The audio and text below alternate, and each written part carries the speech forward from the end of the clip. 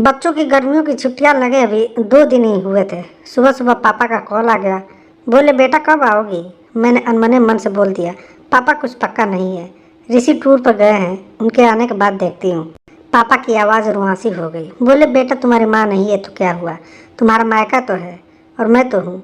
ऋषि से बात करो और जल्दी आ जाओ। मैं जी पापा के आगे कुछ बोल ही नहीं पाई।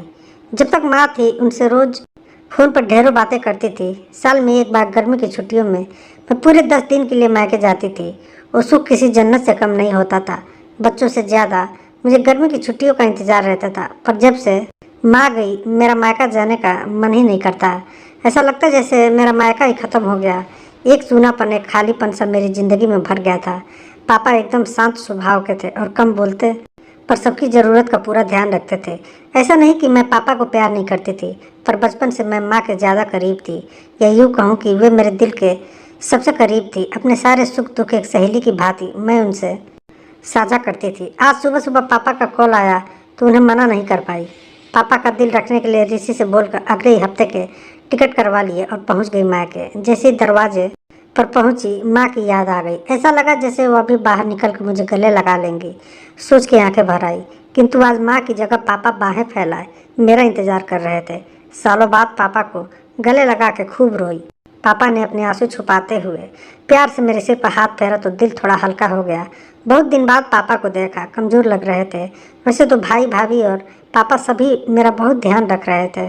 बच्चे तो अपने खेल और मस्ती में व्यस्त हो गए थे, पर न जाने क्यों मेरी नज़रें हर पल जैसे माँ को ही ढूंढती रहती थी। आज भी पापा पहले की तरह रोज़ खाने के बाद मेरी पसंदीदा मटका कुल्फ़ी लाना नहीं भूलते थे।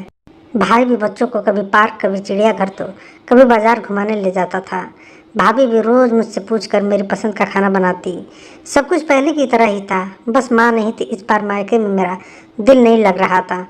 माँ की कमी मुझे बहुत खल रही थी। ऋषि को कॉल करके मैंने 2 दिन बाद का टिकट करवा लिया।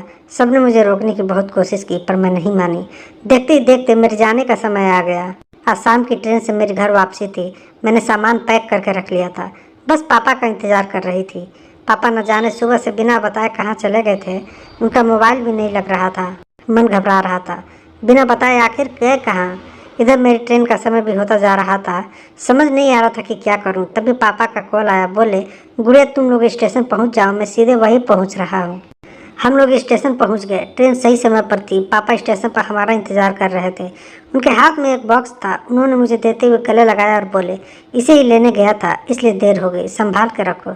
मैंने आश्चर्यचकित होते हुए पूछा इसमें क्या है। पापा की आंखें भर आई। अपने आंसू पोंछते हुए बोले तुम्हारी माँ का प्यार। कुछ समझती तभी ट्रेन आ गई। हमें ट्रेन में बैठा के पापा और भाई ने विदा कर दिया। मेरी नज़रों से ओझल होने तक पापा वही खड़े हाथ हिलाते रहे। मैं भी एक टक न जाने कब बाहर खिड़की से उन लोगों को निहारती रही। तभी बेटे ने आवाज़ दी और मेरे हाथों में एक चिट्ठी थमाते हुए कहा मम्मी, नाना जी ने ये आपके लिए दिया है। मैंने तुरंत चिट्ठी खोली। मेरी प्यारी गुड़िया रानी, सदा खुश रहो। जब तक तुम्हारी माँ थी तुम्हारी हर छोटी बड़ी बात का ख्याल वही रखती थी। मैं जानता हूँ कि मैं तुम्हारी माँ की जगह तो नहीं ले सकता, पर उनकी कमी की पूर्ति करने की कोशिश तो कर ही सकता हूँ। आज तुम्हारी माँ होती तो हमेशा की तरह अपने हाथों से तुम्हारे लिए बड़ी पापड़ अचार बना के साथ भेजती। माँ के हाथ का तो नहीं, पर उसके स्वाद जैसा सब सामान एक दुकानदार से बनवाने की कोशिश की है। उम्मीद है तुम्हें पसंद आएगा। और हाँ बेटा, माँ नहीं तो क्या हुआ, मायका और हम तो हैं। पहले की तरह तुम्हारा इंतजार रहेगा। ढेर सारे प्यार और आशीर्वाद के साथ तुम्हारे पापा। मायके से घर आए 1 महीना बीत गया था। पापा से रोज़ एक बार कॉल करके मम्मी की तरह घंटों बातें करती।